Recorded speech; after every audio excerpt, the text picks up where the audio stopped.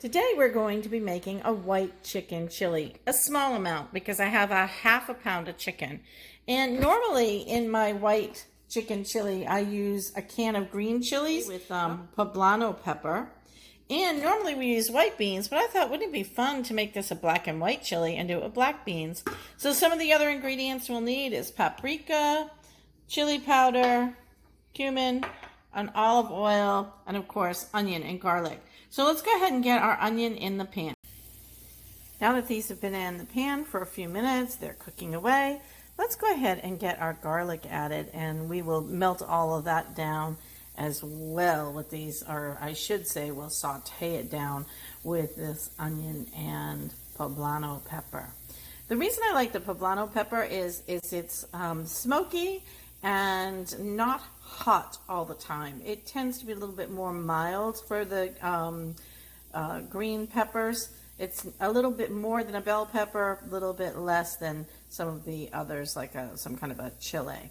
All right, we'll be back in just a few minutes to add the chicken into this. You can tell that these are starting to caramelize up just a little bit. And so what we're going to do, we don't want to cook these at too high of a heat, by the way. I have these on a medium-low.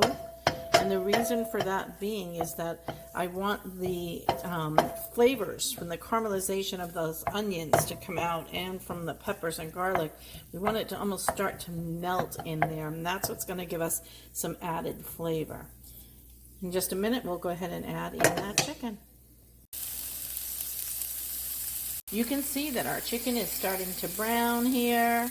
And like we said, it's important to make sure that we've cooked the chicken thoroughly. Now you see we're getting some brown spots here in the pan, but not to worry, because the next step in this process is to deglaze that pan and get some liquid into our chili. So we're going to be putting in some chicken stock here in just a moment, and we'll be back to show you that.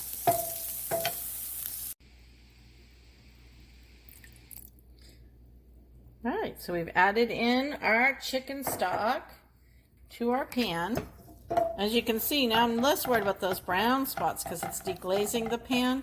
And what's really nice about this is that those brown spots are all the flavor. So professional chefs deglaze pans all the time, and that's a little trick that you can do when you're cooking something. Let things brown up. Let them get caramelized, and then go ahead and add in your reducing liquid, whatever that's going to be. In this case, I'm using chicken stock because this is a chili, right? So we're going to be adding in, this is for our white chili, a nice creaminess. It's going to come in with our cream cheese. So we'll put that in next, and then we'll add in a little bit more of our spices, and this is one that you will taste test. Once that liquid is boiling, which it is, simmering, we're going to put in about 2 ounces of our cream cheese. So let's go ahead and get that dropped in the pan.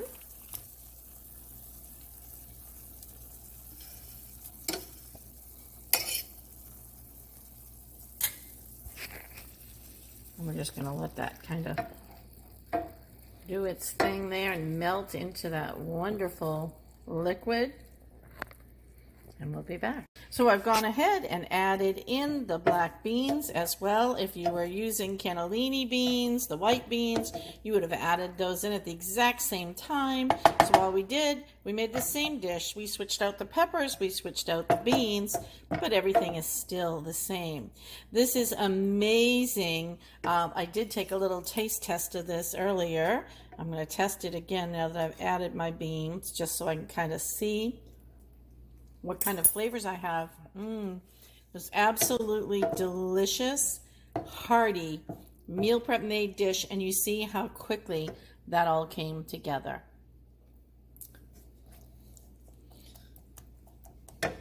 We could also add in some zucchini if we wanted to. If we wanted to stretch this a little further, get some more veggies in there. That's a great idea. We didn't today, but we will next time, and give it a try and see if you like that. Thanks for watching.